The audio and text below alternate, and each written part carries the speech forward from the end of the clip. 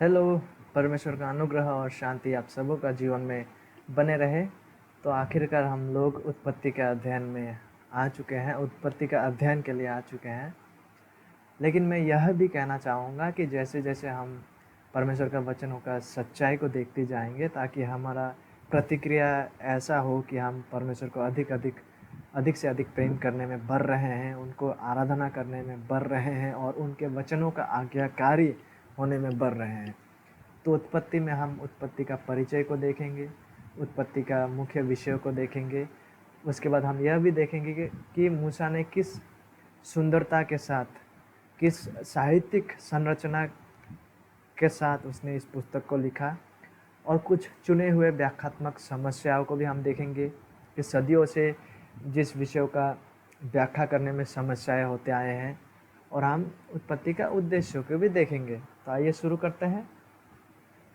उत्पत्ति का टाइटल, शीर्षक, इब्रानी भाषा में उत्पत्ति को आदि में कह के इसका टाइटल को देते हैं, क्योंकि इब्रानी भाषा कहते हैं कि इब्रानी भाषा जो है वो ग्रीक भाषा से थोड़ा आसान और सीधा साधा है।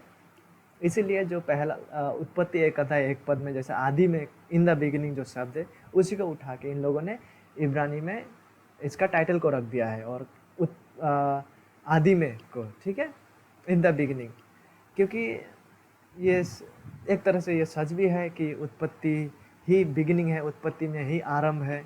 सृष्टि का आरंभ, मनुष्य का, विवाह का, पाप का, परमेश्वर का विचार का, जल प्रलय के रूप में इज़राइल का इतिहास का आरंभ भी उत्पत्ति यानी कि आदि पुस्तक जेनेसिस में ही है। इसीलिए इब्रानी भाषा में आदि में इसका टाइटल जो है, तोरा का इस हिस्सा का जो टाइटल है उसको आदि में कह के वो लोग पुकारते हैं। आदि में, जैसे हम लोग आदि में, उत्पत्ति को आदि में, इन द बिगिनिंग कह के इस टाइटल को देते हैं। और जो ग्रीक अनुवादित शास्त्र है सेप्टुअजिंट उसे कहते हैं, उसमें भी एक ही चीज़ के ऊपर केंद्र दिया गया है। वहाँ पे जेनेसिस कहते हैं। जेनेसिस मतलब उत्पत्ति या वह जिसको आगे लाया गया, शुरुआत की ओर, आरंभ की ओर, बिगिनिंग की ओर दृष्टि को रखते हुए इसको एक ओरिजिन के रूप में, स्रोत के रूप में देखा जाता है। जैसा जब नदी बहता है उसका एक स्रोत रहता है जहाँ से वो होके बह के आता है, तो ग्रीक में भी ठीक उसी तरह से उत्पत्ति का टाइटल को उसी तरह से दिया गया है। जेनेसिस, उत्पत्ति मतलब शुरुआत को देखते हुए, जहाँ से वो शुरुआत होके आए।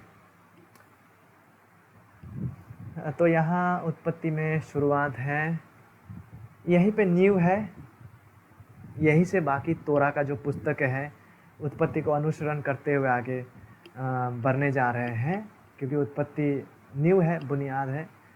और बाकी पुस्तकें जो उत्पत्ति का है, जो तोरा का है, वो उत्पत्ति को फॉलो करने वाले हैं।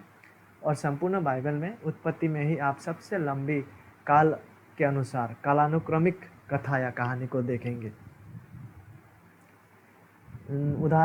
इसका एक उदाहरण के साथ इसको समझाने की कोशिश करूँगा। सोचिए यहाँ पे प्रभु यीशु मसीह इस पृथ्वी में आया, इस वाला समय में, ये समय का रेखा है। और कहा जाता है कि सृष्टि को, माना जाता है परमेश्वर ने जो उत्पत्ति एक अध्याय में जो सृष्टि का कार्य, 1 और 2 अध्याय में जो सृष्टि का कार्य हुआ ना, यहाँ पर सृष्टि का कार्य वो 10,000 साल से 6,000 साल के बीच में हुआ है, ऐसा माना जाता है। तो हम पकड़ के चलते कि 8,000 साल पहले यीशु मसीह का आज से 8,000 साल पहले नहीं, लेकिन प्रभु यीशु मसीह का पृथ्वी में आने का 8,000 साल पहले, ख्रिस्ट पूर्व, प्रभु यीशु मसीह का आने का बाद से 2020 साल है, वो अभी हम लोग हैं इस साल में, ठीक है। लेकिन प्रभु यीशु मसीह का पृथ्वी में आने का 8,000 साल पहले सृष्टि का कार्य हुआ है, जो उत्पत्ति 1 अध्याय और 2 अध्याय में जिसका वर्णन किया हुआ है। और उत्पत्ति का 1800 सन, ख्रिस्ट का संसार में आने का 1800 साल पहले, यहाँ पे यूसुफ, उत्पत्ति 50 अध्याय, जहाँ पे यूसुफ मारा जाते हैं, ठीक है, यूसुफ मारा जाते हैं। तो उत्पत्ति 1 अध्याय से उत्पत्ति 50 अध्याय, जो संपूर्ण उत्पत्ति का पुस्तक है, उस पर कितना सालों का वर्णन किया गया है? 8,000 साल से लेकर 1800 साल, मतलब लगभग 6200 साल को उत्पत्ति 1 अध्याय से 50 अध्याय तक में वर्णन किया गया। तो हम देख पा रहे हैं कि इन 50 अध्यायों में 6200 साल का चर्चा किया गया है। 6200 साल। अभी हम लोग ख्रिस्ट के आने का केवल 2020 साल में है, लेकिन उत्पत्ति का जो 50 अध्याय है वहाँ पे 6200 साल का, लगभग अप्रोक्सीमेटली 6200 साल का वर्णन मूसा करते हैं। और ये 6200 सालों में भी ये इस बीच में उत्पत्ति 1 अध्याय है, उत्पत्ति 50 अध्याय, लेकिन उत्पत्ति जो 11 अध्याय है, उत्पत्ति 11 अध्याय जहाँ पे अब्राहम का जन्म होता है। अब्राहम का जन्म माना जाता है कि 2166 साल बीसी, ख्रिस्ट का पूर्व का 2166 साल में अब्राहम का जन्म हुआ, जो कि उत्पत्ति 11 अध्याय में इसका उल्लेख है। तो उत्पत्ति 1 अध्याय से उत्पत्ति 11 अध्याय, इन 11 अध्यायों में लगभग 5800 साल का वर्णन किया हुआ है। उत्पत्ति का पहला 11 अध्याय में आप 5800 साल का कहानी को पाएंगे। 5800 साल में क्या क्या घटा है सृष्टि से लेके अब्राहम का जन्म तक। 11 अध्याय में 5800 साल का संक्षिप्त विवरण को मूसा हमें देता है। लेकिन उत्पत्ति, अब्राहम का जन्म होने के बाद उत्पत्ति 12 से उत्पत्ति जो 50 अध्याय है, यहाँ पे कितने अध्याय होते हैं? लगभग नहीं, सच में 39, वास्तव में 39 जो अध्याय है 12 से लेके 50 अध्याय तक में 39 जो अध्याय है, यहाँ पे अब्राहम के जन्म होने के बाद, अब्राहम का जन्म कब हुआ, ठीक है, यहाँ से लेके 1800 सन तक का वर्णन है। 2166 से 1800 सन, तो 350, लगभग 350 साल का वर्णन मूसा ने उत्पत्ति 12 अध्याय से उत्पत्ति 50 अध्याय तक में किया। ठीक है, तो यहाँ उत्पत्ति का पहला 11 अध्याय में मूसा 5800 साल का वर्णन करते। इतना सारा साल को वो 11 अध्याय में ही वर्णन कर देते हैं। लेकिन बाद में मूसा थोड़ा स्लो हो जाते हैं। क्यों? क्योंकि केवल 350 साल को उन्होंने 39 अध्यायों में 350 साल का वर्णन किया। यानी कि अब्राहम का जन्म से लेके यूसुफ का मरने तक जो 350 साल का वर्णन को उसने 39 अध्यायों में किया। यानी कि उत्पत्ति का 12 से उत्पत्ति का 50। तो पहले 11 अध्याय में मूसा बहुत जल्दी लगभग 5800 साल का घटनाओं को लिख के ख़त्म कर देता है। फिर वो स्लो हो जाते हैं, फिर वो धीरे धीरे से अभी 350 साल का घटनाओं को लिखने के लिए 39 अध्यायों का वो उपयोग करते हैं। तो थोड़ा स्लो वो हो जाते हैं। स्लो मतलब अभी थोड़ा बारीकी से वो अब्राहम के बाद का जो वंश है उनके बारे में थोड़ा डिटेल्स देते जाते हैं। ठीक है, तो उत्पत्ति में ही आप पाएंगे कि इतना सारा साल, 6200 साल का कहानी को मूसा 50 अध्यायों में लिख के हमें समझा रहा है। तो उत्पत्ति का जो विषय है, हम आज सृष्टि के बारे में देखेंगे। ठीक है, उत्पत्ति 1 अध्याय 1 पद से 2 अध्याय 23 पद में आप सृष्टि का विषय को देख पाएंगे। उत्पत्ति का कहानी आकाश और पृथ्वी की सृष्टि के साथ शुरू होती है। उत्पत्ति 1 अध्याय से 1 पद से लेकर 2 अध्याय का 3 पद जो है सृष्टि का लेखा जोखा जो है इन तमाम अध्याय और पदों में वह परमेश्वर की महिमा और शक्ति का वर्णन करता है कि नहीं? क्योंकि अपने वचन से परमेश्वर ने 6 दिनों में पूरा ब्रह्मांड को बनाते हैं और साथ में वो आदेश भी देते हैं केवल 6 दिनों में। तो ये जाहिर सी बात है कि ये परमेश्वर की महिमा और शक्ति का ही वर्णन करता है। उत्पत्ति 1 अध्याय 1 पद से लेकर 2 अध्याय 3 पद तक, क्योंकि 6 दिनों में पूरा ब्रह्मांड को बनाते हैं, वो आदेश देते हैं अपने वचन के द्वारा। तो ये परमेश्वर का महिमा और शक्ति नहीं तो क्या है? और संपूर्ण ब्रह्मांड की जो रचना है, संपूर्ण ब्रह्मांड की जो सृष्टि है, वो परमेश्वर की संप्रभुता, परमेश्वर की सार्वभौम क्षमता और उनका प्रभुता का संचार करता है, उसका प्रभुता और उसका संप्रभुता को वर्णन करते हैं, दिखाते हैं, प्रदर्शित करते हैं। क्योंकि जो सभी का सृष्टि करता है वो सभी का प्रभु भी है। वो केवल सृष्टि करता है और प्रभु नहीं, ऐसा नहीं, लेकिन जो सभी का सृष्टिकर्ता और निर्माता है वो सभी का प्रभु भी है। और जो सभी का प्रभु है और जो सभी का निर्माता है वो सभी का राजा भी है। इसे भी ये तमाम सृष्टि का जो लेखन है वो हमें प्रदर्शित करता है।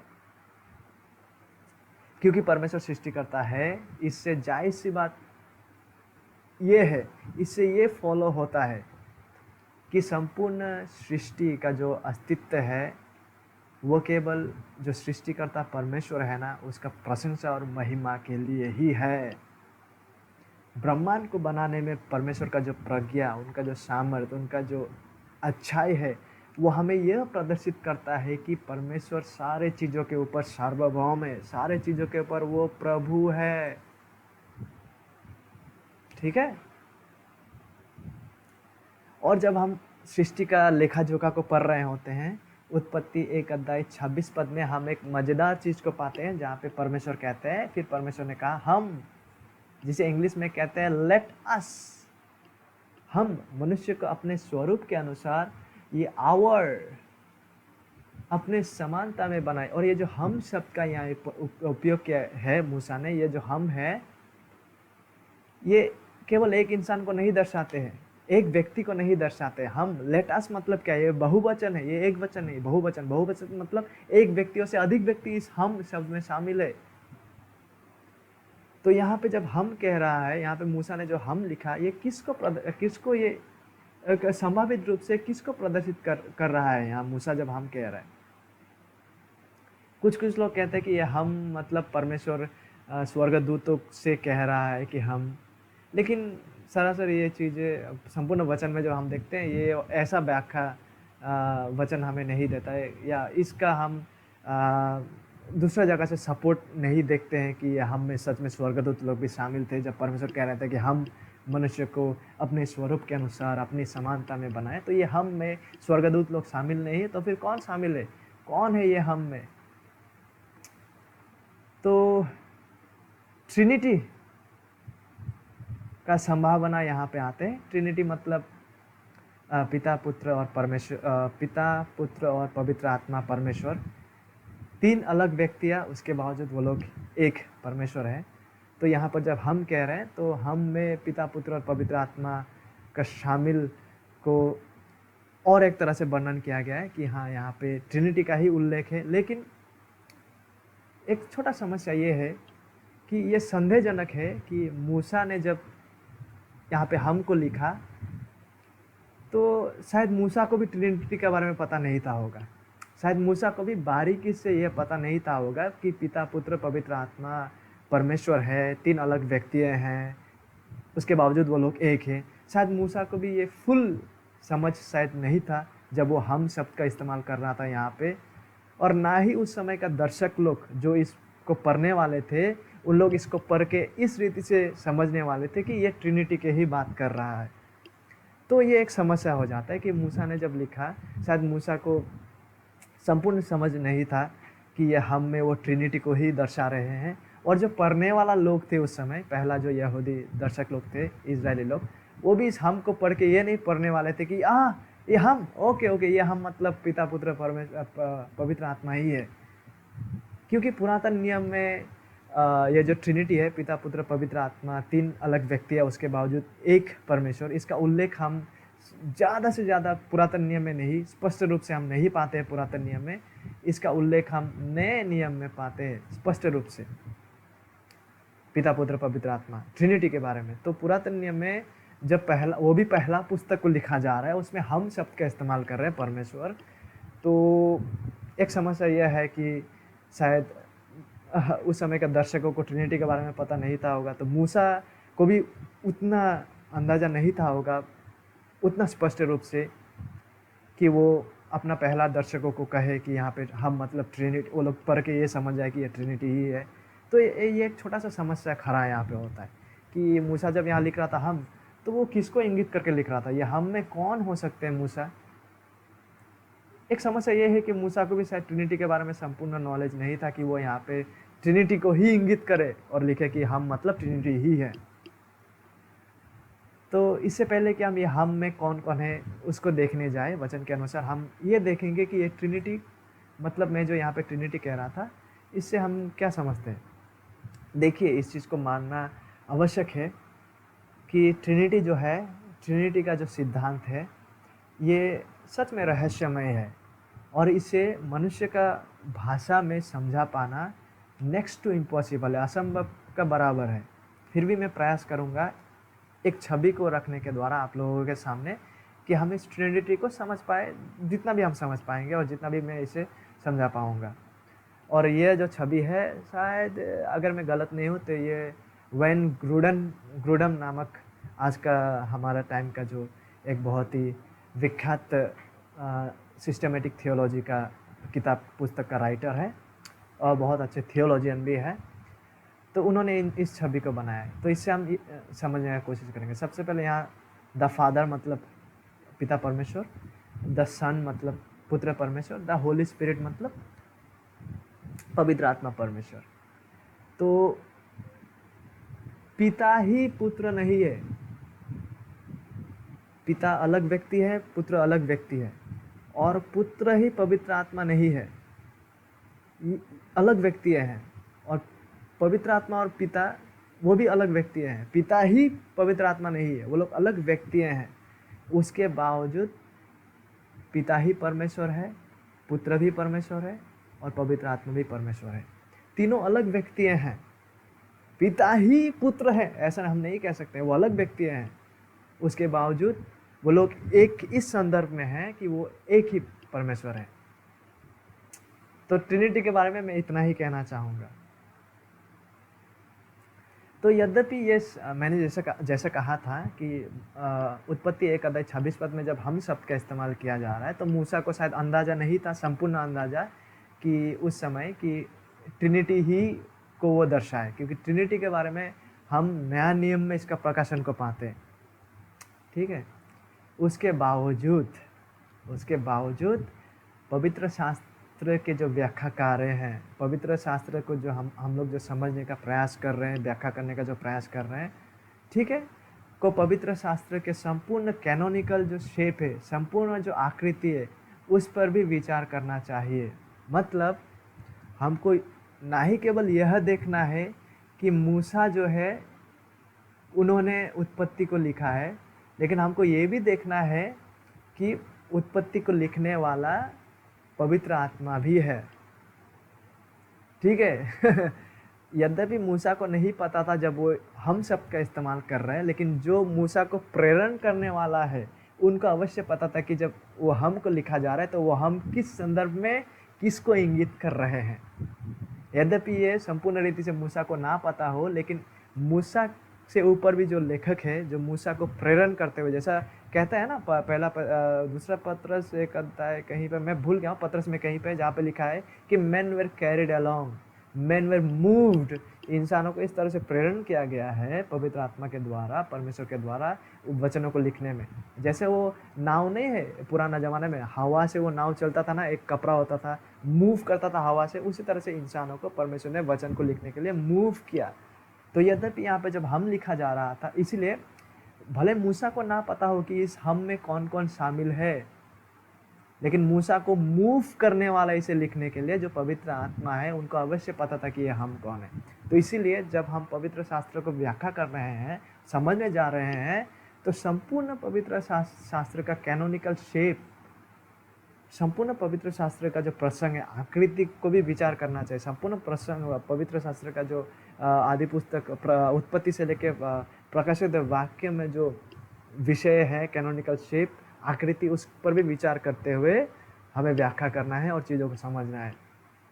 संपूर्ण शास्त्र की प्रसंग या दृष्टिकोण इस विषय को समर्थन करता है कि हम यहाँ पे उत्पत्ति 1:26 पद में जब हम को पढ़ रहे हैं, ठीक है, ये ट्रिनिटी के हिसाब से ट्रिनिटी को सोचते हुए और ट्रिनिटी को मानते हुए ही इसको पढ़ना चाहिए। कि यहाँ पे जो उत्पत्ति 1 अध्याय 26 पद में जो हम शब्द का इस्तेमाल किया है परमेश्वर ने, कि हम मनुष्य को बनाया है अपने स्वरूप में, या अपने और हम जो है, यहाँ पे परमेश्वर किसी स्वर्गदूत के बारे में नहीं कर रहा है, लेकिन वो अपने बारे में कह रहे हैं। मतलब पिता, पुत्र, पवित्र आत्मा तीनों ही इस हम में शामिल है। इस रीति से हमें सोचते हुए, इसको मानते हुए इसको पढ़ना है। यद्यपि मूसा को ट्रिनिटी का फुल नॉलेज नहीं था, लेकिन उसके बावजूद मूसा को जो कैरिड अलोंग कर रहे हैं उसको लिखने के लिए, उसका योजना के अनुसार उस आत्मा को अवश्य पता था कि इस हम में कौन कौन शामिल है। इसलिए जब हम पवित्र शास्त्र का व्याख्या कर रहे हैं, केवल इंसानी दृष्टिकोण से ना देखें,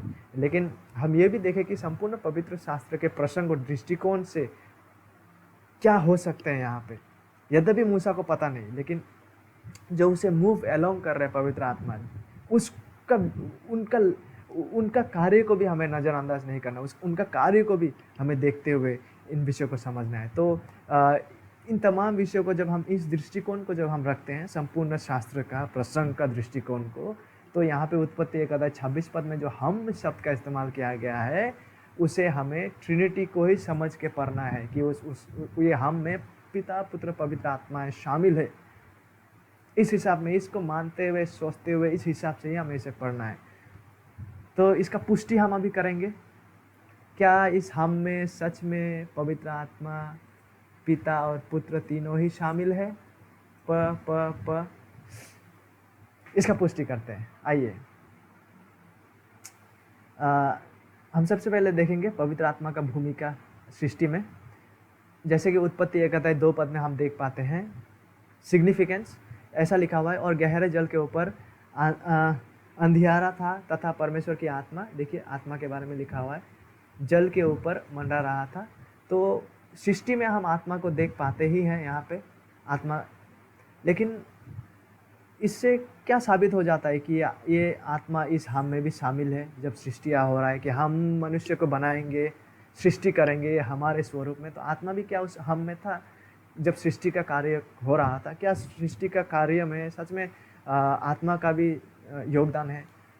इसको हम जब बाइबल का दूसरा पदों का सहायता लेते हैं, रेफरेंस को लेते हैं समझने के लिए, तो हम इसे समझ पाते हैं कि हाँ, आत्मा का भी भूमिका रहा था उस पर सृष्टि में, ठीक है, क्योंकि आत्मा वहाँ पे मौजूद था। उत्पत्ति 1 अध्याय 2 पद से ये साबित हो जाता है, परमेश्वर का आत्मा जल के ऊपर मंडरा रहा था। और भजन का 33 अध्याय का 6 पद हमें यह कहता है, आकाश मंडल यहोवा के वचन से और उसके सारे गण उसके मुंह की सांस से बना है। ठीक है, ये सांस से ये सृष्टि हुआ है। और ये सांस जो शब्द है यहाँ पे पुरातन नियम का भाषा में, ये रुआ इसे कहते हैं, और रुआ वही शब्द है जिससे आत्मा आता है। रुआ जो यहाँ पे है, रुआ शब्द का अर्थ आत्मा है, और ये इस प्रसंग में बाखूबी से फिटिंग है। इसीलिए सृष्टि का जब हो रहा था, यहोवा ने जब अपने वचन से आकाश मंडल सारे चीज़ों का सृष्टि जब कर रहा था, तो वहाँ पे परमेश्वर का मुंह का सांस से बनाया है। सांस मतलब परमेश्वर की आत्मा क्रिएशन में शामिल है, ठीक है। तो भजन 33 अध्याय 6 पद से आत्मा का भूमिका को हम यहाँ पे सृष्टि में देख पाते हैं।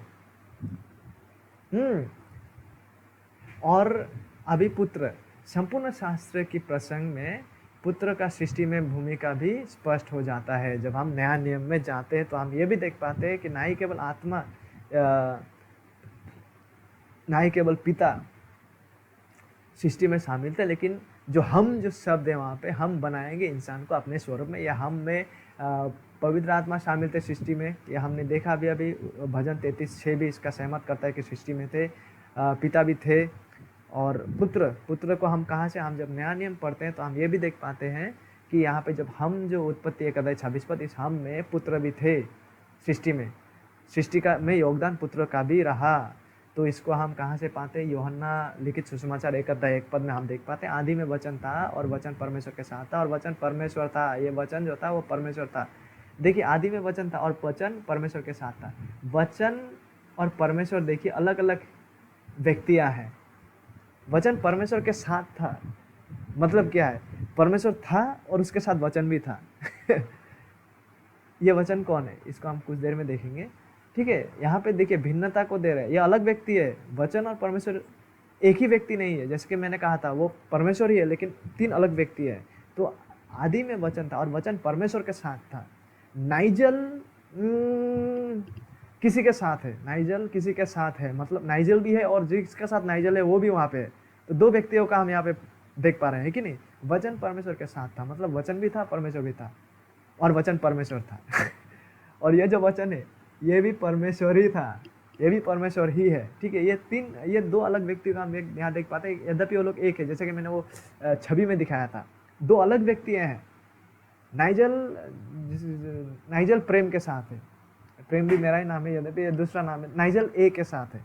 ठीक है, तो क्या है, नाइजल और ए एक ही व्यक्ति नहीं है, लेकिन नाइजल एक अलग व्यक्ति है और ए अलग व्यक्ति है। ठीक है, उसी तरह वचन परमेश्वर के साथ था, मतलब वचन और परमेश्वर अलग व्यक्ति है यहाँ पे, लेकिन वचन परमेश्वर था। ठीक है, सब कुछ उसी के द्वारा, मतलब ये जो वचन का उल्लेख यहाँ पे किया गया, सब कुछ उसी के द्वारा, वचन के द्वारा उत्पन्न हुआ। देखिए सृष्टि में इसका योगदान वचन का, और जो कुछ उत्पन्न हुआ है उसमें से कोई भी वस्तु उसके बिना उत्पन्न नहीं हुई, यह वचन के बिना उत्पन्न नहीं हुई। तो सृष्टि में हम देख पा रहे हैं इस वचन का योगदान। परमेश्वर का तो योगदान, पिता का योगदान तो है ही है, उसके बाद आत्मा का योगदान तो है ही है, उसके बाद अभी हम इस वचन का योगदान को भी देख पा रहे हैं सृष्टि में कि उसके बिना कुछ भी वस्तु नहीं उत्पन्न हुआ। और ये वचन कौन है? बहुत जल्द से कोई कह देगा ये यीशु है, लेकिन देखिए जब हम अनुमान ना करें, वचन में जाके ही वचन को बारीकी से देखें और वचन में ही इस सच्चाई को तलाश के निकाले कि ये यीशु ही है। इस सच्चाई को हम, इस प्रमाण को कहाँ से पाते हैं? यूहन्ना 1:14 में। और वचन देह धारी हुआ। ये जो वचन है जो आदि में परमेश्वर के साथ था, जो परमेश्वर ही था, जिसके वगैरह कुछ भी सृष्टि नहीं हुआ, ये वचन देहधारी हुआ और अनुग्रह और सच्चाई से परिपूर्ण होकर हमारे बीच में डेरा किया। ये आपका भी इंगित मिल रहा है, वचन देहधारी मतलब इंसान बना। द वर्ड बिकेम फ्लेश, मतलब हम जैसे इंसान, देहधारी, देह लेके वो आए और सच्चाई से पूर्ण होकर हमारे बीच में डेरा किया, मतलब उनके साथ बसे। यूहन्ना लोगों के साथ, उस समय के लोगों के साथ में उसने डेरा किया। कौन थे वो? और हमने उसकी ऐसी महिमा देखी, यूहन्ना लोगों ने देखी। कौन है ये वचन जो देहधारी बने और उनके साथ डेरा किया और उनका महिमा को देखा, जैसे पिता परमेश्वर की एकलौता की महिमा। तो कौन है ये? यहाँ से ये क्लियर हो जाता है कि यूहन्ना यहाँ पे जीसस का ही इंगित कर रहे हैं। तो क्या हम देख पा रहे हैं यीशु का भी योगदान सृष्टि में? क्योंकि यूहन्ना 1:3 कहता है कि उसके बिना कुछ भी सृष्टि नहीं हुआ। तो इसी वजह से संपूर्ण शास्त्र की प्रसंग और दृष्टिकोण और सहायता से हम उत्पत्ति 1:26 में जो हम सबका इस्तेमाल किया गया, ये वाला, परमेश्वर ने कहा हम मनुष्य को अपने स्वरूप के अनुसार अपने समानता में बनाए। ये जो हम है वो ट्रिनिटी को ही इंगित करता है। वो ट्रिनिटी के संदर्भ के रूप से ही उसे समझा जाना चाहिए कि ये हम जो है इसमें पिता, पुत्र और पवित्र आत्मा तीनों को दर्शाते हैं। ठीक है, इसी वजह से, ठीक है, संपूर्ण शास्त्र के प्रसंग और दृष्टिकोण के अनुसार ये जो हम शब्द का इस्तेमाल मूसा यहाँ पर करते हैं, यद्यपि मूसा को संपूर्ण रीति से उस समय ट्रिनिटी के बारे में अंदाजा नहीं था, उसके बावजूद जब हम संपूर्ण बाइबल की सहायता लेते हैं इस हम को समझने के लिए, तो इस हम को हमने अभी भी इसका प्रमाण देख लिया वचन से। इसलिए इस हम जो है उत्पत्ति 1:26 में इस हम को ट्रिनिटी के संदर्भ के रूप में ही समझा जाना चाहिए। इसलिए जब हम यहाँ पे परमेश्वर कह रहा है, यहाँ पे हम कह रहा है, मतलब पिता, पुत्र, पवित्र आत्मा के बारे में ही कह रहा है। मनुष्य को अपने स्वरूप के अनुसार अपनी समानता में बनाए। तो आज के लिए इतना ही था। आने वाला कलों में हम और भी विषयों का चर्चा करेंगे और एक ऐसा समय आएगा जब हम इसको भी देखेंगे कि ये जो हम जो परमेश्वर है ना, मनुष्य को बना रहा है, तो उनके अपने स्वरूप में और उनके अपने समानता में वो बना रहे हैं। तो ये स्वरूप और ये समानता जो है उसका मतलब क्या है? क्या इंसान को जब परमेश्वर ने बनाया तो देव्य बनाया, मतलब ईश्वर बनाया? क्योंकि परमेश्वर तो ईश्वर है। तो अपने स्वरूप और अपने समानता में बनाने का मतलब क्या है? क्या परमेश्वर ने इंसान को भी परमेश्वर जैसा सामर्थ्यशाली सार्वभौम के रूप में बनाया ना? क्या है ये विषय? तब तक के लिए बने रहिए। परमेश्वर आप सबको आशीषित करे। Thank you.